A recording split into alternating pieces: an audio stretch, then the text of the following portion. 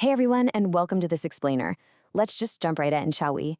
Today, we are tracing an absolutely epic 300-year timeline. We're looking at how a private trading company from Europe somehow laid the very foundation for the political structure of modern India. You know, understanding this history is honestly the ultimate key to understanding the Indian constitution today, because so many of the systems we use right now were literally born from this long, incredibly complex tug of war.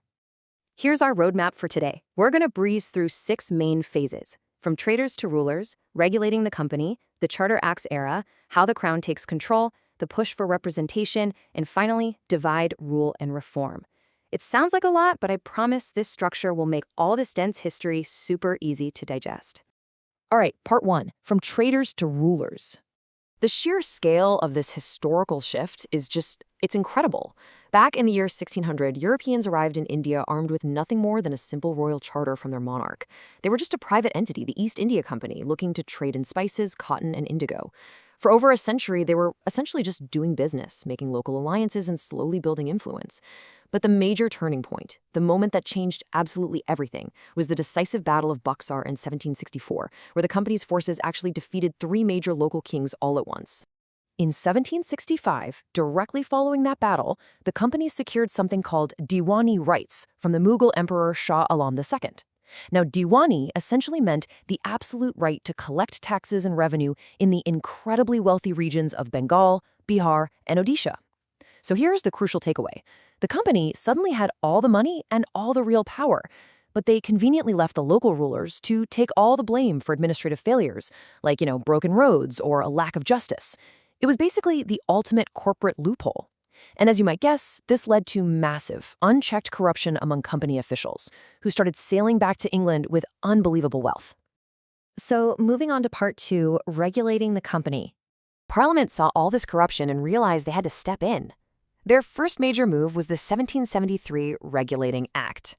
They centralized power by taking the governor of Bengal and upgrading him to the Governor-General of Bengal, the very first being Warren Hastings. They gave him a 1+4 executive council to help him execute laws, and they established a Supreme Court in Calcutta just to keep an eye on things. But, wait, hit the brakes. The Supreme Court immediately started interfering with the company's revenue collection and the Governor-General's official actions. So Parliament quickly had to pass the 1781 Act of Settlement, which strictly exempted the Governor-General, his council, and all revenue matters from the Supreme Court's jurisdiction. They basically told the court, hey, stick to the personal laws of the locals. Let's jump ahead to 1784 and see how this builds. Parliament passes Pitt's India Act, which creates a formal system of dual government. They left the existing court of directors in charge of the company's purely commercial trade, but they created a brand new, highly powerful body in London called the Board of Control to manage all political, civil, and military affairs. So this effectively gave the British government supreme, direct control over what the company was doing politically in India. Just 2 years later, we get the 1786 Act, and honestly, the story here is fascinating. The British wanted to send Lord Cornwallis, yes, the same military man who famously surrendered to George Washington at Yorktown, to be the new Governor-General. But Cornwallis was stubborn. He outright refused to take the job unless he was granted veto power to override his council in special cases, and he demanded the title of Commander-in-Chief of the military. Parliament actually gave in, passing an act specifically to grant these overriding powers, and that move permanently strengthened the office of all future Governor-Generals. Okay, part 3, the Charter Acts era. This era was basically a relentless 20-year cycle of updates. The 1793 Act extended the company's trade monopoly, but forced India to pay the salaries of British staff. Not great. By 1813, Parliament ended the company's absolute trade monopoly, letting other British companies in on the action, except for the highly profitable tea trade and trade with China.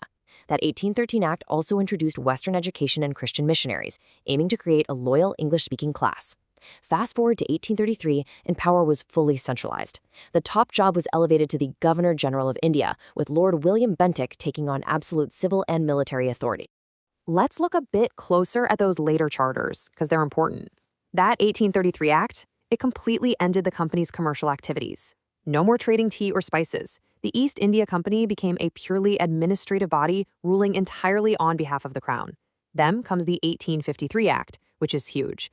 It finally separated the executive and legislative functions of the Governor General's Council by adding 6 new legislative councillors.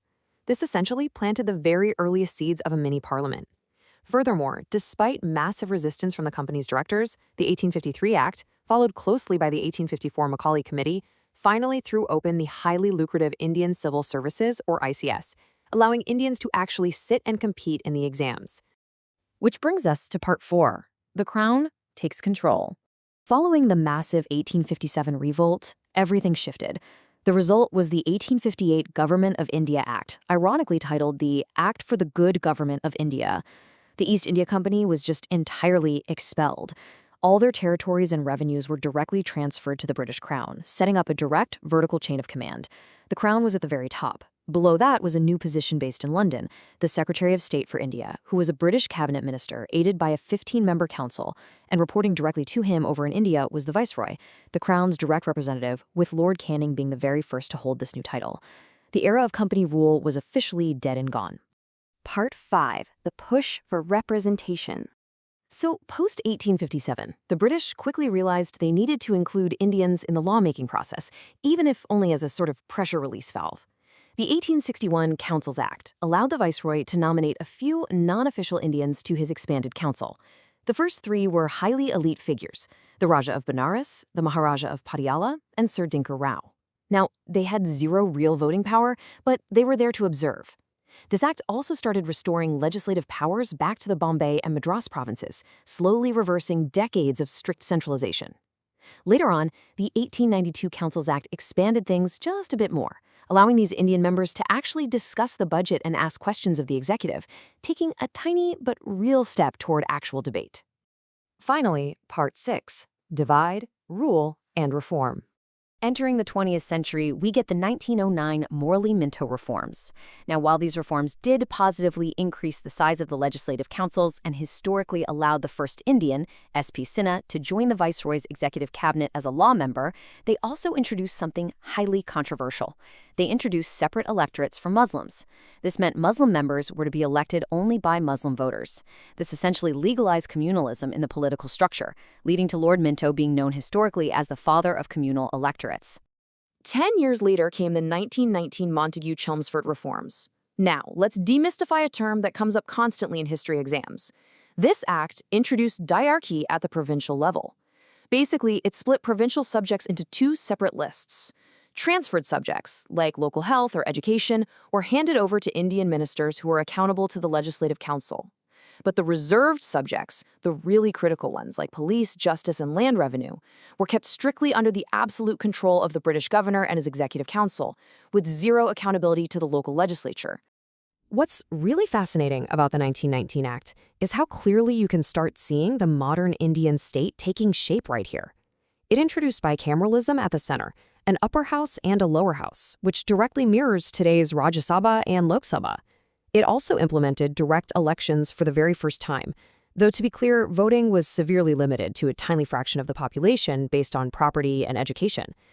Furthermore, it created the Office of the High Commissioner for India in London and laid the direct groundwork for the establishment of the Central Public Service Commission in 1926, which is the direct ancestor of today's UPSC. Now, the 1919 Act actually required a review commission after 10 years, which ended up arriving early in 1927 as the Simon Commission. But the British made a massive miscalculation here. They sent a 7-member statutory body consisting entirely of British politicians. There was not a single Indian member.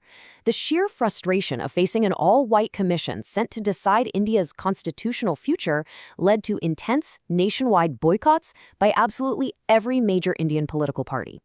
This backlash eventually forced the British to hold the Round Table conferences in London just to figure out a path forward. During these incredibly tense years, a major ideological clash occurred in 1932. British Prime Minister Ramsay MacDonald announced the Communal Award, which sought to extend that system of separate electorates to all minorities, and specifically to the depressed classes. Dr. B.R. Ambedkar strongly supported this, seeing it as vital protection for marginalized communities who had suffered centuries of historic discrimination.